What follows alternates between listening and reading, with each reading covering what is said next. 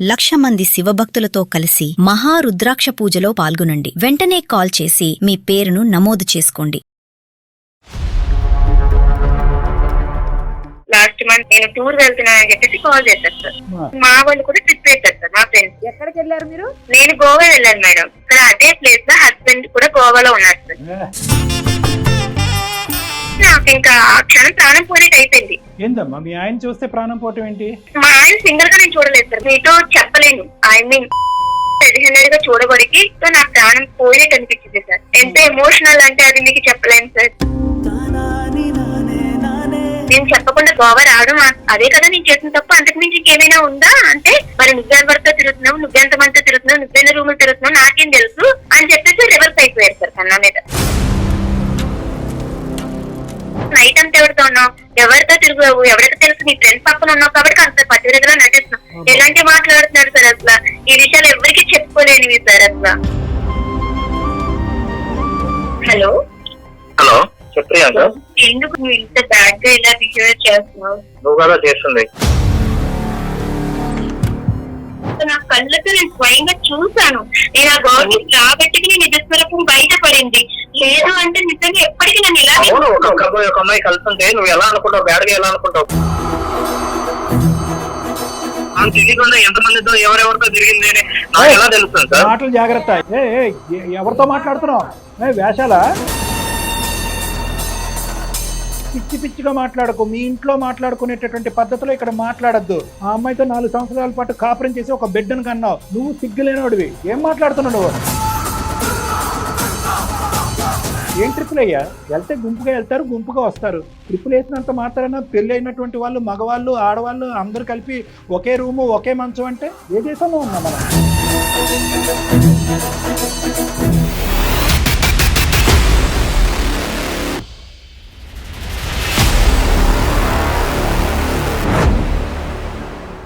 Suman TV అందమైన జీవితం కార్యక్రమానికి స్వాగతం. ప్రస్తుతం మనతో పాటు ప్రముఖ సైకియాట్రిస్ట్ డాక్టర్ కళ్యాణ్ చక్రవర్తి గారు. డాక్టర్ గారు నమస్తే అండి. డాక్టర్ గారు ఒక మెయిల్ ఏంటంటే తప్పు చేసిన భర్తే తనని తప్పు పడుతున్నాడు అంటూ ఆ మెయిల్ ఒక్కసారి మాట్లాడదాం డాక్టర్ గారు. సార్ ప్రియాంక సార్ ఆ అమ్మాయి పేరు. తప్పు. హలో హలో నమస్తే అండి. నేను నిరుపమ, సుమన్ టీవీ అందమైన జీవితం కార్యక్రమం నుంచి కాల్ చేస్తున్నానమ్మా. మీరు మెయిల్ చేశారు కదా మాకు. థ్యాంక్ యూ మేడం కాల్ చేసినందుకు. Thank you so much. Right అమ్మ, మనతో పాటు డాక్టర్ కళ్యాణ్ చక్రవర్తి గారు కూడా ఉన్నారు. అసలు ఇష్యూ ఏంటి మీరు చాలా క్లుప్తంగా చెప్పారు, అందులో నాకు అర్థం కాలేదు పూర్తిగా. అసలు ఏంటి అనేది చెప్తే ఒక్కసారి. అమ్మ నమస్తే ప్రియాంక. నమస్తే సార్. చెప్పండి అమ్మా, మీ సమస్య చెప్పండి, వివరంగా చెప్పండి. చిన్న ఇష్యూ అయితే ఉంది సార్. నాకు ఎవరికి చెప్పాలో అర్థం కాక ఇలా మీది అందమైన జీవితం నుంచి నేను ఎపిసోడ్ చాలా చూసాను సార్. సో నాకు అవి అనిపించింది నా జీవితానికి ఏదైనా సజెషన్ దొరుకుతుందని. చూద్దాం తప్పకుండా. నైస్, చెప్పమ్మా సమస్య ఏంటో చెప్పండి. అయితే ఏమైందంటే యాక్చువల్లీ 4 years బ్యాక్ మాకు మ్యారేజ్ అయింది సార్. ఇద్దరు మీ సాఫ్ట్వేర్ అవుతారు నాకు జాబ్. ఓకే. ఇక్కడ నేను హైదరాబాద్ హైటెక్ సిటీలో జాబ్ చేస్తున్నాను సార్. ఓకే. యూసఫ్ కూడా మేము స్టే చేస్తాం సార్. మా మదర్ అండ్ మా పాప, నేను. మా హస్బెండ్ వచ్చేసి బెంగళూరులో జాబ్ చేస్తున్నారు సార్. తను ఎలాగా అప్పుడప్పుడు వస్తూ పోతూ ఉంటారు. మా మదర్ ని నా దగ్గర పెట్టి పాపని చూసుకోమని చెప్పి నన్ను కూడా జాబ్ చేయమని చెప్పారు సార్. ఓకే. అంటే పెళ్ళైనప్పటి నుంచి ఇదే అమ్మా? అంటే 4 years బట్టి అతను బెంగళూరు, మీరు హైదరాబాద్. 2 years వరకు కలిసే ఉన్నాం సార్. ఓకే. అండ్ పాప, నేను మ్యారేజ్ అయిన వెంటనే ప్రెగ్నెంట్, తర్వాత పాప పుట్టింది. ఒక 2 years వరకు కలిసి ఉన్నాం సార్. తనకు బెంగళూరులో జాబ్ రాగానే తను బెంగళూరు వెళ్ళిపోతున్నాను, నువ్వు మదర్ ని పెట్టి నువ్వు ఇక్కడ యూసఫ్ గడలోనే ఉండు, నువ్వు జాబ్ చేసుకుంటూ ఉండు అని చెప్పేసి చెప్పారు సార్. సారీ అమ్మా, ఎవరు మదర్ అమ్మా? మీ మదరా? మా మదర్ సార్. సంతోషం. లాస్ట్ మంత్ ఏమైందంటే నేను టూర్ వెళ్తున్నానని చెప్పేసి కాల్ చేశారు సార్. టూర్ వెళ్తున్నానంటే సరేనండి వెళ్ళండి, ఇవి ట్రిప్ ఇవన్నీ కామన్ కదా అని చెప్పేసి నేను అన్నాను. ఓకే. సరే వెళ్తున్నాను కదా టూర్ అంటే అవుట్ ఆఫ్ ది అది అనేది నాకు కన్ఫర్మ్ చెప్పకుండా వెళ్ళారు సార్. అంటే నేను ఇలా ట్రిప్ వేశారు మా కంపెనీ వాళ్ళు, నేను వెళ్తున్నానని చెప్పేసి చెప్పారు సార్. బయటకు వెళ్తున్నాను, ట్రిప్ వెళ్తున్నాను అని ఫ్రెండ్స్ తో. సరేనండి వెళ్ళండి అని చెప్పేసి నేను ఎంకరేజ్ చేశాను సార్. రైట్. మా వాళ్ళు కూడా ట్రిప్ వేశారు సార్. మా ఫ్రెండ్స్ ట్రిప్ వేశారు. మాకు కూడా ఒక ట్రిప్ వేశారు సార్. నాకు కూడా మనం అలా సరదాగా తిరిగి చూద్దామంటే ఎప్పటి నుంచి ప్లాన్ చేశారు సార్. అయితే నేనేమనుకున్నానంటే సరే హస్బెండ్ ఎలాగా వెళ్ళారు కదా ఇంకా మా అయితే 1 day లో అయిపోతుందని చెప్పారు సార్ మా ఫ్రెండ్స్. ఇంకా మా హస్బెండ్ పర్మిషన్ తీసుకోవాల్సిన అవసరం లేదులే, 1 day కదా వెళ్ళొచ్చేద్దాము అని నేను అనుకున్నాను తప్ప దానికి నేను ఇన్ఫార్మ్ చేయలేదు సార్. మదర్ ని అభ్యర్థించి పాపకి సరిగ్గా చూసుకొని చెప్పేసి నేను ట్రిప్ కి వెళ్ళాను సార్. ఎక్కడికి వెళ్ళారు మీరు? నేను గోవా వెళ్ళాను మేడం. ఓకే, ఫ్రెండ్స్ అంటే ఎవరమ్మా? ఆఫీస్ కొలీగ్స్ వీళ్ళు? మా ఆఫీస్ కొలీగ్స్ తీసుకెళ్లారు సార్, కానీ వాళ్ళు గోవా తీసుకెళ్తారనే విషయం నాకు కూడా తెలియదు. తెలియకుండా వెళ్ళిపోతారమ్మా, బస్ ఎక్కించుకుని వెళ్ళిపోతారా అలాగే ముక్కు గుడ్డ కట్టేసి? సర్ప్రైజ్ అని చెప్పేసి తీసుకెళ్లారు. నువ్వు ఏం భయపడకు, మీ హస్బెండ్ కూడా ఎలాగో ట్రిప్ లోనే ఉన్నారు కదా అంటూ నన్ను అటు ఇటులో మోటివేట్ చేసేసారు సార్ మొత్తానికి.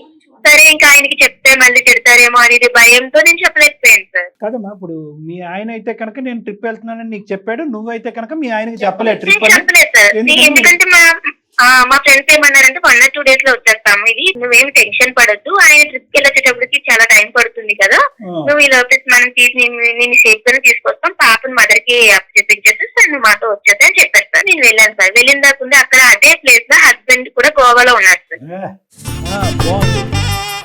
నేను చూడలేదు సార్, ఇదైతే నేను చూడలేదు. నా ఫ్రెండ్స్, నా బెస్ట్ ఫ్రెండ్, నేను తనతో ప్రతిదీ షేర్ చేసుకుంటాను. తను చూసింది. తను చూసి నీ హస్బెండ్ ట్రిప్ వెళ్ళారు, బెంగళూరులో జాబ్, ఎక్కడో ట్రిప్ అన్నో అదన్నా ఇదన్నా చాలా పెద్ద పెద్దగా గొప్పలు చెప్పు నీ హస్బెండ్ కోసం, నీ హస్బెండ్ ఎంత గొప్పవాడో మేము ఇప్పుడే చూసామని అన్నారు సార్.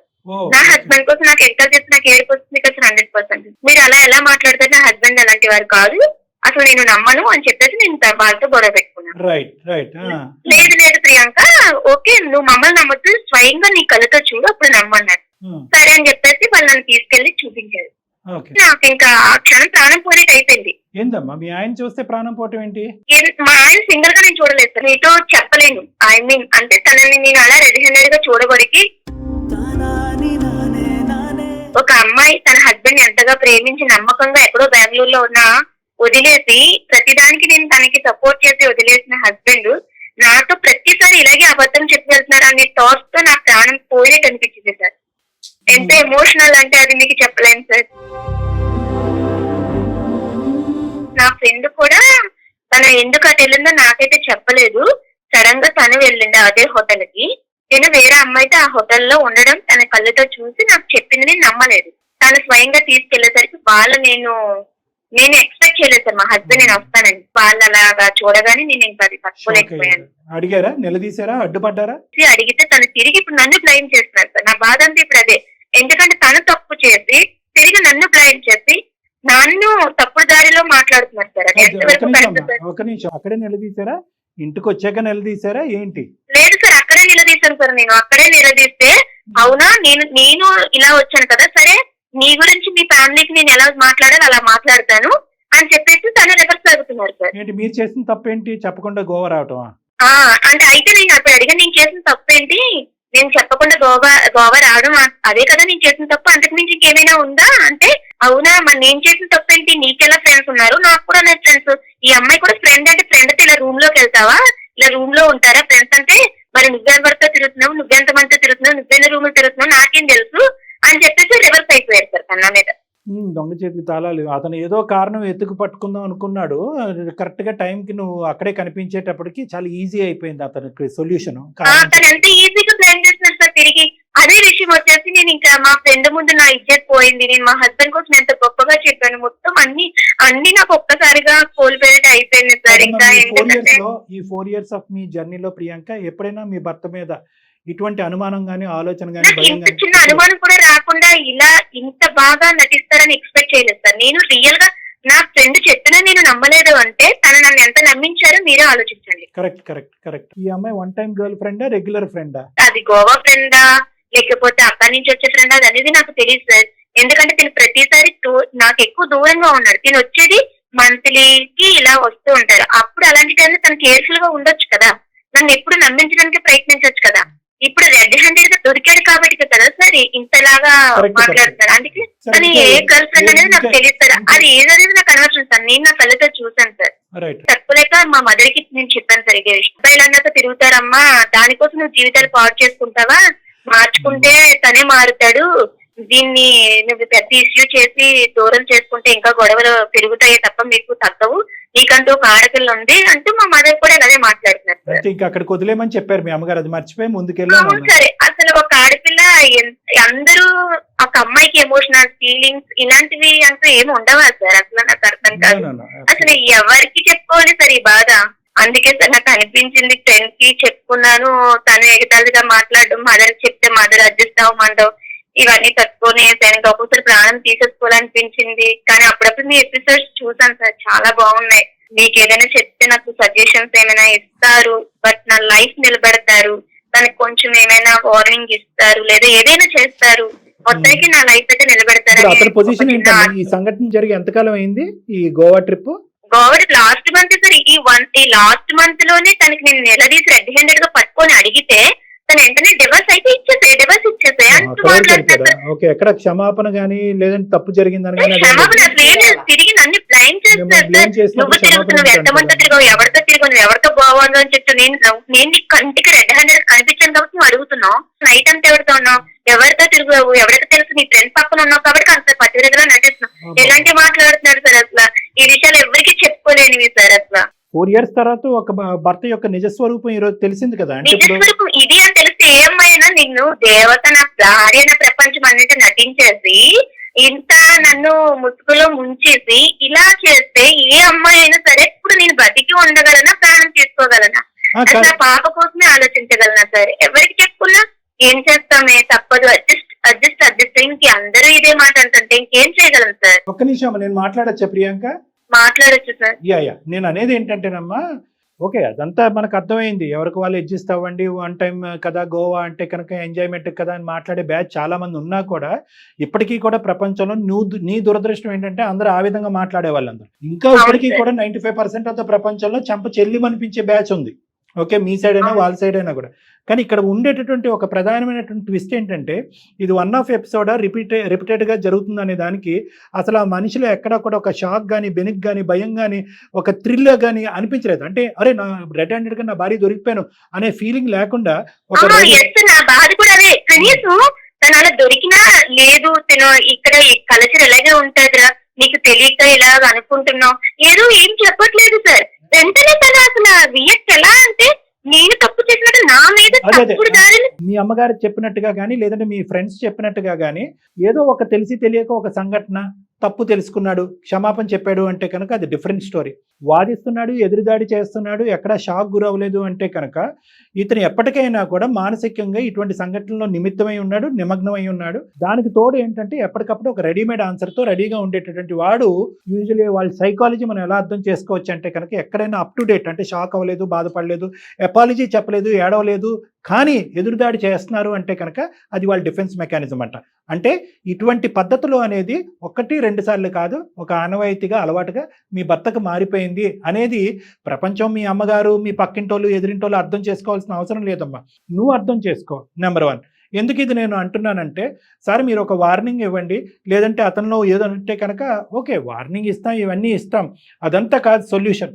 ఒకసారి క్యారెక్టర్ ఇలా అసాసినేట్ అయిన తర్వాత అతని యొక్క పద్ధతి తీరు ఇదే పద్ధతిలో కొనసాగితే, మగాళ్ళంటే తప్పులు చేస్తారు, గోవాలకి ట్రిప్పులు వెళ్తారు, అమ్మాయిలను ఎక్కించుకుని తిరుగుతారు అనే పద్ధతిలో మాట్లాడితే కనుక మేమేమి చేయమమ్మా, ఫోన్ పెట్టేస్తాం. ఎందుకంటే కౌన్సిలింగ్ కావాల్సింది నీకు, అతనికి కాదు. ఎందుకంటే కనుక ఇది ఏదో గోవాలో నువ్వు చూసినటువంటి 4 నిమిషాలు కాదు, 4 years బట్టి ఇంక్లూడింగ్ హైదరాబాదా, బెంగళూరా అనే ఇది లేకుండా కంటిన్యూస్గా నడిచేటటువంటి అంశంలాగా నాకైతే అనిపిస్తుంది. అతనితో మాట్లాడక ముందే, మాట్లాడిన తర్వాత ఏమవుతుందో నేను చూస్తాను. సో నేనేమంటున్నానంటే in the process of making your decision, doctor Kalyan Chakravarthy and Nirupama మేము చెప్పే విధంగా అతనికి చెప్పినా కూడా ఒకప్పుడు అతని తీరు తన్ను ఒకే విధంగా ఉంటే అమ్మ నువ్వేమంటావు, నాన్న నువ్వేమంటావు అనేది కాకుండానే నీ మనసుకు నచ్చినటువంటిది, నీ ఇంటిగ్రిటీ, నీ వ్యక్తిత్వపరమైనటువంటి ఇంటిగ్రిటీని కాపాడుకునే డెసిషన్ మాత్రం తీసుకో. ఎందుకంటే మేడం ఇది ప్రియాంకకు నేను ఎందుకు చెప్పాను అంటే ఈ అమ్మాయి 2 గాయాలతో బాధపడుతుంది. ఒకటి, నమ్మినటువంటి మొగుడు మగాడు ఇలా చేస్తాడని కల్లో కూడా అనుకోలేదు ఆ అమ్మాయి ఇన్ఫాక్ట్ గిల్ట్తో గోవాకి వెళ్ళింది. ఇదేంటి మా ఆయన నాకు చెప్పి వెళ్ళాడు, నేను చెప్పకుండా వెళ్తున్నానని గిల్ట్తో వెళ్ళింది ఆ అమ్మాయి. వాస్తవానికి అక్కడ అతను గోవాలో కనిపించకపోయి ఉంటే కనుక ఈ అమ్మాయి అరే నేనేంటి గోవా వచ్చి షికార్లు సినీలు తిరుగుతున్నాను, ఇప్పటికి వచ్చి నా ఆయనకి ఎప్పుడు అబద్ధం ఆడలేదని చెప్పి ఎదురెళ్ళి ఈ అమ్మాయి భర్తకి క్షమాపణ చెప్పేటటువంటి మనస్తత్వం. ఒకటి, భర్త యొక్క క్యారెక్టర్ తెలియటం.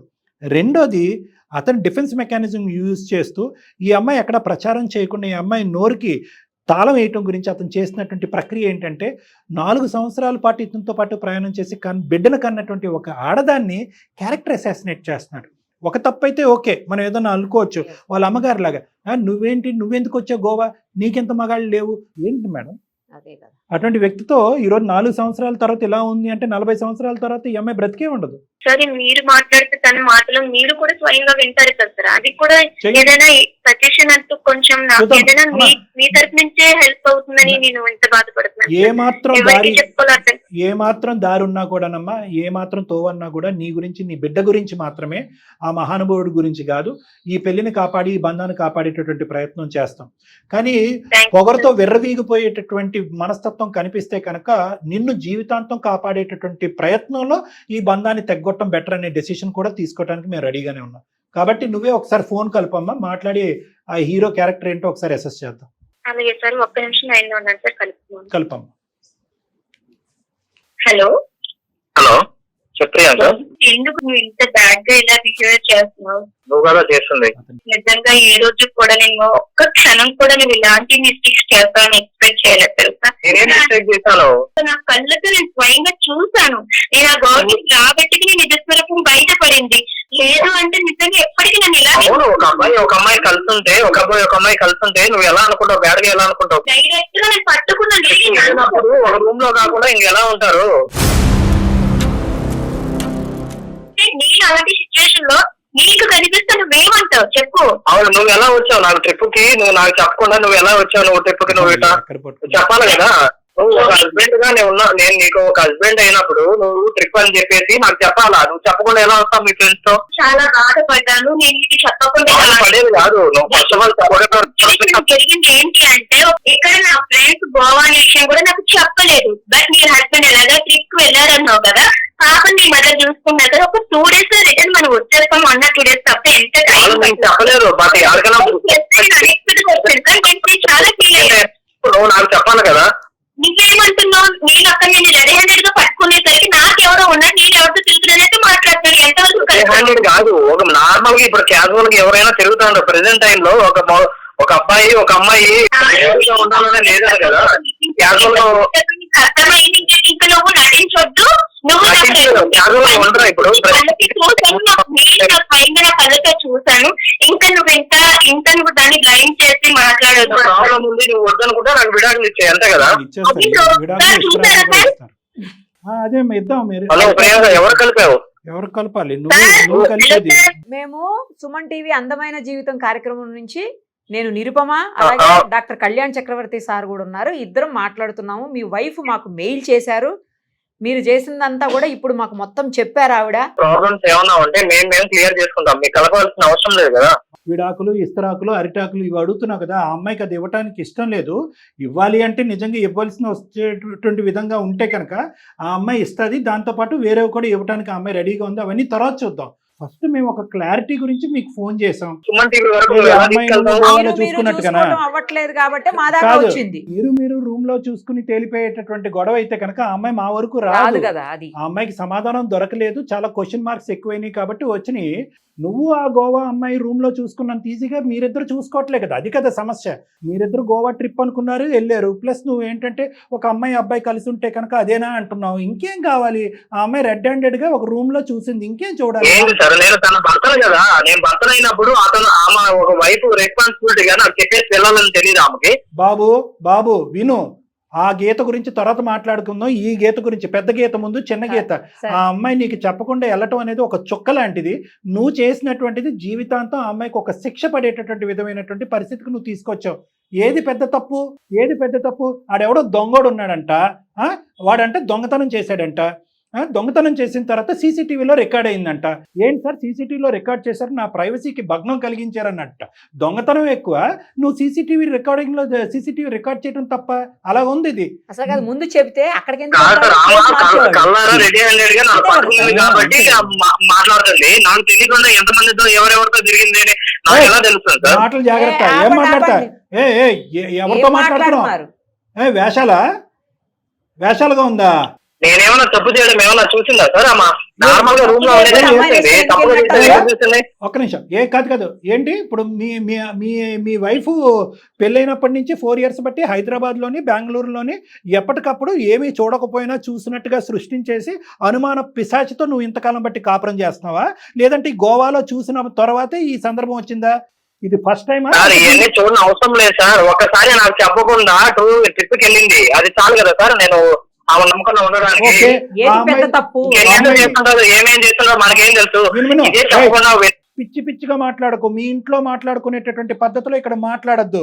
ఆ అమ్మాయితో 4 సంవత్సరాల పాటు కాపురం చేసి ఒక బిడ్డను కన్నావు. నువ్వు సిగ్గులేనోడివి. ఏం మాట్లాడుతున్నావు నువ్వు? ఆ అమ్మాయి తప్పే క్షమాపణ అని చెప్పమంటావా? దానికి ఆ అమ్మాయి 1 కాదు 100 సార్లు క్షమాపణ చెప్పడానికి ఆ అమ్మాయి రెడీగా ఉంది. నీ సబ్జెక్ట్ ఏంటో చెప్పు. ఇది ఒకేసారి ట్రిప్పా? 6 నెలలకు ఒకసారి ఇలా ట్రిప్ వేస్తా ఉంటావా? ఈ అమ్మాయితో నీకు ఇంతకు ముందే పరిచయం ఉందా ఏంటి ఈ అమ్మాయి? లేదు సార్, మామూలుగా మాకు ఆఫీస్ లో ట్రిప్ వేస్తా ఉన్నా, మా ఫ్రెండ్ కాబట్టి వెళ్తా ఉంటాం సార్. ఏది గోవాకైనా చాలా చోట్లకి వెళ్ళారా? ట్రిప్ వాళ్ళు ఎక్కడికి వేస్తే అక్కడికి వెళ్తా ఉంటాం సార్. కాదు అందరూ వెళ్తారా? మీరిద్దరు వెళ్తారా? లేదు సార్, అందరం వెళ్తాం సార్. అందరికి ఇలాగే ఇస్తారా? గర్ల్ బాయ్ కి కలిపి ఒకే రూమ్ ఇస్తారా? ఒకే మంచం? ఏం ట్రిప్పులు అయ్యా? లేదు సార్. ఎవడయ్యా ట్రిప్పులు వేసేది? నాకు ఈ ఫోన్ నెంబర్ ఎవడిచ్చాడు? ట్రిప్పులు ఎవడేస్తాడు? ట్రిప్పులు అలాగా వెళ్తే గుంపుగా వెళ్తారు, గుంపుగా వస్తారు. ట్రిప్పులు వేసినంత మాత్రాన పెళ్లి అయినటువంటి వాళ్ళు, మగవాళ్ళు, ఆడవాళ్ళు అందరూ కలిపి ఒకే రూము ఒకే మంచం అంటే ఏ దేశంలో ఉన్నాం మనం? నీకు బుద్ధి ఉందా? ఆ అమ్మాయికి బుద్ధి ఉందా? ఆ అమ్మాయికి కూడా పెళ్లి అయిందా? లేదు సార్. ఆ అమ్మాయికి మ్యారేజ్ అవ్వలేదు. నిజం చెప్పు, మేము కనుక్కోగలం. పెళ్లి అయిందా లేదా ఆ అమ్మాయికి? అవలేదు సార్. ఆ అమ్మాయికి పెళ్లి అవ్వలేదు, లేదంటే ఆ అమ్మాయిని కాపాడుతున్నావు నువ్వు? లేదు, కాపాడలేదు సార్, పెళ్లి అవ్వలేదు అంతే. ఈ అమ్మాయితో ఇది ఫస్ట్ టైమా? చాలా సార్లు వెళ్ళావా? లేదు సార్, ఇది ఫస్ట్ టైం. మీ ఇద్దరు లవర్సా లేదంటే ఇంకేదన్నానా? లేదు కాదు సార్, లవర్ కాదు సార్. సో మీ ఇద్దరి మధ్యన ఆ అమ్మాయి చూసినటువంటిది నిజమా అబద్ధమా? మీ భార్య చూసినటువంటిది నిజం కాదు సార్, అసలు నిజమే కాదు. మరి ఏం చూసింది ఆ అమ్మాయి? ఫ్రెండ్ అని చెప్పి నార్మల్ మా ఇద్దరికి రూమ్ ఇచ్చారు కాబట్టి మా ఇద్దరు ఉన్నప్పుడు ఆమె వచ్చి చూసేది సార్ మా ఇద్దరిని. అంతేనమ్మా నువ్వు చూసింది ప్రియాంక? అవును సార్, నేను డోర్ తీసేసరికి వాళ్ళిద్దరు ఒకే మంచి మీద కలిసి ఉండడం నేను చూసాను సార్. ఇంకేం కావాలి? అవును ప్రియాంక, మేమన్నా తప్పుగా చేస్తా ఉన్నామా? మాట్లాడుకుంటా ఉన్నాం కూర్చొని, అది క్యాజువల్ గా మాట్లాడుకునేది కదా, ఒక ఫ్రెండ్స్ అన్నాక. ఇంతకంటే ఇంకేం కావాలి? నీ భార్య ఎప్పుడన్నా ఈ విధంగా మాట్లాడిందా? నువ్వు బెంగళూరులో ఉండగా ఈ టైంకి ఎందుకు వచ్చారండి, ఇప్పటి వరకు ఇంటికి ఎందుకు రాలేదు, నేను ఫోన్ చేస్తే ఎందుకు ఎత్తలేదు, వీడియో కాల్ చేసినా కూడా మీరు ఎందుకు ఎత్తలేదు అనేటటువంటి మాట ఎప్పుడన్నా అనుమానాస్పదంగా తప్పుడుగా నీ భార్య ఎప్పుడన్నా నీతో మాట్లాడిందా? లేదంటే ఇప్పుడు చూసిన తర్వాత ఇదే ఫస్ట్ టైం మాట్లాడుతుందా? లేదు సార్, మనస్ఫూర్తిగా చెప్తాను సార్, నా ఫ్రెండ్ సార్, నేను ఎప్పుడు ఇలా ఏం చేయలేదు సార్ అసలు. ఈ రెండిట్లో ఏది పెద్ద తప్పు? నువ్వు ఒక అమ్మాయితో ప్రైవేట్గా ఒక పార్టీకి అదే గోవాకి వెళ్ళటం పెద్ద తప్ప, నీ భార్య చెప్పా పెట్టకుండా వచ్చి అంటే బిడ్డని వాళ్ళ తల్లి దగ్గర వదిలేసి ఒక ట్రిప్కి రావటం పెద్ద తప్ప? ఈ రెండిట్లో ఏది పెద్ద తప్పు? నాదే తప్పు సార్, కానీ అందరి ముందు నన్ను నిలదీసే లోపల నాకు కోపం వచ్చింది సార్. ఏమని నిలదీసింది? అందరూ ఎవరున్నారు? వాళ్ళ ఫ్రెండ్స్ తో వచ్చి నన్ను నిలదీసింది సార్. సో కోపం వచ్చి నువ్వు అన్నటువంటి మాట ఇది? అవును సార్. సరే ఇప్పుడు ఏం చేద్దాం అయితే? విడాకులు ఇమ్మంటావా అమ్మాయిని? అదేనా నువ్వు కోరుకునేది? నాకు ఎలాంటి ఇష్యూ ఏం లేదు సార్, నన్ను అనుమానించుకున్నా ఉంటే చాలు సార్. ఏమ్మా ప్రియాంక? చెప్పండి సార్. ఏంటి అనుమానం అంటున్నాడు? ఇది ఫస్ట్ టైమా? ఇంతకు ముందు కూడా అనుమానించావా? లేదు సార్, ఇదే ఫస్ట్ టైం సార్. నేను నా కళ్ళతో చూసాను కాబట్టి తనని అలా ప్రశ్నించాను తప్ప, లేకపోతే ఎప్పుడు ఇంతకు ముందు ఈ 4 years లో తనని నేను ఒక్కవాడు కూడా అనలేదు సార్. ఇప్పటికైనా నిజం చెప్పు. ఎందుకంటే కనుక దీనికి సంబంధించినటువంటి పూర్వాపరాలు ఇవన్నీ కూడా మీ వైఫ్ లాగా ఇలా నానుస్తూ మెత్తగా మేమైతే అడగాలి అని అనుకోవట్లేదు. దీనికి సంబంధించినటువంటి ఎంక్వైరీలు అన్నీ చేసి నిజ నిర్ధారణ చేయడానికి మేము రెడీగానే ఉన్నాం. అంతవరకు వెళ్ళటం మాకు ఇష్టం లేదు. ఎందుకంటే నీతో పాటు పెళ్లి కానటువంటి వేరే ఆడపిల్ల యొక్క పరువు కూడా ప్రత్యక్షంగా మీ ఆఫీస్లో పోయేటటువంటి పరిస్థితి ఉంది. కాబట్టి ఇప్పటికైనా నిజం ఒప్పుకో. ఏదైతే మీ భార్య తన కళ్ళతో చూసిందో అది నిజమా అబద్ధమా? తప్పును ఒప్పుకుంటావా? తప్పును అంగీకరిస్తావా? తప్పుకు క్షమాపణ చెప్తావా లేదా అనేటటువంటి ఫస్ట్ మాకు లెక్క తేలాలి. మేము ఎక్కువ డిస్కషన్ చేయాలన్నట్లేదు అనుకోవట్లేదు. ఇదే నా ఆఖరి మాట. తప్పంతా నాదే సార్. ఈ మ్యాటర్ ని పబ్లిక్ లో చెప్పి ఇట్లా మాట్లాడడం వల్ల నేను రియాక్ట్ అవ్వడం జరిగింది సార్. యాక్చువల్లీ నేను సారీ చెప్తున్నాను సార్.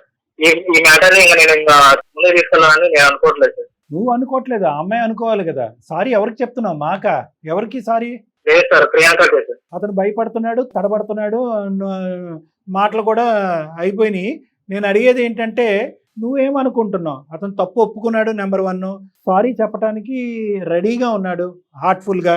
3వ అంశం ఏంటంటే కనుక ఇంక ఇది లోతుగా తవ్వద్దు, ఇంకా తవ్వి ఇంకా పరుగుపోయేటటువంటి పరిస్థితి వస్తే కనుక నేను అక్కడ తెల్లెత్తుకుని ఉద్యోగం చేయలేననే పరిస్థితికి వచ్చిందని అంటున్నాడు. నువ్వేమంటావు? నీ ఒపీనియన్ ఏంటి? ఇప్పటి నుంచి ఎటువంటి తప్పులు నేను చేయను ప్రియాంక. మన బిడ్డ మీద ఒట్టేసి చెప్తున్నా. బిడ్డ మీద ఒట్టేసి చెప్తున్నా. మీ వరకు వచ్చాను కాబట్టి మీరు ఎలా చెప్తే నేను అలానే చేస్తాను సార్. నేను ఇందాక మాట్లాడినటువంటి టోన్లో ఇప్పుడు నేను మాట్లాడట్లేదు.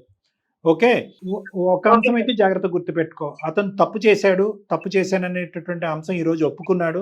నీకు కావాల్సినటువంటి ఎంక్వైరీలు, నీకు కావాల్సినటువంటి పర్యవేక్షణ, నీకు కావాల్సిన మానిటరింగ్ నువ్వు అన్ని చేసుకో. నువ్వు ఇందాక వరకు నువ్వు చేసిన తప్పు అనే మాట ఇప్పుడు అసలు విరమించుకున్నాడు, ఆ మాట అనట్లేదు. నీ క్యారెక్టర్ మీద బురద జల్లితే కనుక ఇక్కడ ఒప్పుకోవటానికి ఊరుకోవటానికి ఎవరూ లేరు, అదైతే విత్డ్రా అయ్యాడు.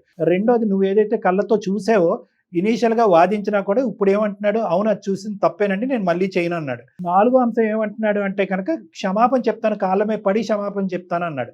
ఐదోది ఏమంటున్నా అంటే బిడ్డ మీద ఒత్తండి, ఈ తప్పు మళ్ళీ జరగదు అని అంటున్నాడు. ఆరోది ఏమంటున్నాడు అంటే కనుక ఇంకా ముందు పరువు పోతుందేమో అనేటటువంటి భయం నాకు ఉందండి, కాబట్టి దయచేసి ఈ సబ్జెక్ట్ని ఇక్కడ వదిలేసేయండి, ప్రియాంక తరపు నుంచి ఈ సబ్జెక్ట్ని ఇక్కడ వదిలేసి ఇక్కడతో క్లోజ్ చేయండి అనేటటువంటి మాట అంటున్నాడు. సో అన్ని దిక్కుల మా ఇన్వాల్వ్మెంట్ వల్ల అవనియండి, లేదంటే నీ యొక్క స్టెప్స్ వల్ల అవనియండి, అన్ని దిక్కుల నుంచి ఒక విధమైనటువంటి షూరిటీ, ఒక విధమైనటువంటి గ్యారంటీ మనకు వచ్చింది. అది ఖచ్చితమైన గ్యారంటీ అని నేను చెప్పను, నీ జాగ్రత్తలో నువ్వు ఉండవలసినటువంటి అవసరం ఉంది. అన్నిటికంటే most emotional and sentimental and sensitive subject అతను ఏదైనా డిస్కస్ చేశాడు అంటే, ఒకటి నా తప్పైంది, రెండోది నా బిడ్డ మీద ఒట్టేసి చెప్తున్నానని చెప్పి. ఎందుకంటే బిడ్డ మీద ఒట్టేసిన తర్వాత ఇంకా అంత కర్కోటకంగా, అంత కఠినంగా వ్యవహరిస్తాడు, అంత అసభ్యకరంగా జీవితకాలంలో వ్యవహరిస్తాడని నేనైతే అనుకోవట్లేదమ్మా, ఎందుకంటే మనందరం పిల్లగన్న వాళ్ళం. సో కాబట్టి ఇన్ని అంశాల్లో అతనిలో ఒక కనువిప్పు, ఒక ఆలోచన శైలి వచ్చింది కాబట్టి నువ్వు ఒక్కసారి ఛాన్స్ ఇవ్వాలి అనేటటువంటిది నా ఆలోచన. తర్వాత నీ ఇష్టం. సరే సార్, నేను మీ వరకు వచ్చిన బాధ చెప్పుకున్నాను, మీరు నా కోసం ఇంతలాగా ముందుకు వచ్చి చేస్తున్నందుకు మీ మాట వింటాను సార్. ఎప్పుడు వస్తున్నారు మీరు హైదరాబాదు? సార్ వస్తున్నాను సార్, నెక్స్ట్ వీక్ వస్తున్నాను. వస్తారా? ఓకే, వచ్చినప్పుడు ఒకసారి మీరిద్దరు నన్ను ఒకసారి కలుస్తారా? ఓకే సార్, కలుస్తాను. ఓకే, ఎందుకంటే ఈ దెబ్బతో మొత్తం అంతా కూడా అనుమానాలన్నీ కూడా పటాపంచలు అయిపోతాయని నేను అనుకోవట్లేదు. రేపొద్దున మళ్ళీ మీరిద్దరు కలిసి ప్రయాణం చేసిన తర్వాత ఒక ఇమోషన్లోనో, ఒక బాధలోనో, ఒక కష్టంలోనో ఏదైనా ప్రశ్న వస్తే కనుక మళ్ళీ కథ మొదటికి వస్తుంది అనేటటువంటి భయంతో నేను చెప్తున్నాను. ఒక్కసారి నన్ను ఒకసారి వచ్చి కలవండి, కన్సల్ట్ అవ్వండి. కలిసిన తర్వాత ఆ అమ్మాయికి ఏమన్నా వేరే అనుమానాలు ఉంటే కనుక అవి ఏమైనా నివృత్తి చేయడానికి మీరు ప్రయత్నం చేయండి. అదేవిధంగా ఈ అమ్మాయి మీద మీకు ఏమైనా నెగిటివ్ అభిప్రాయం ఉంటే కనుక అదేవిధంగా ఆ అమ్మాయి కూడా అది నివృత్తి చేయడానికి ప్రయత్నం చేస్తుంది. ఇంకా అక్కడితో క్లోజర్కి వస్తుంది. ప్రస్తుతానికైతే కథ సుఖాంతం అని నేను అనుకుంటున్నాను. ఇంకేమీ ఈ కాల్ పెట్టేసిన తర్వాత ఫర్దర్ డిస్కషన్ అనేటటువంటిది చేయకూడదు అనేది కూడా నా విజ్ఞప్తి. ఏమంటారమ్మా? తప్పకుండా థ్యాంక్ యూ అమ్మా.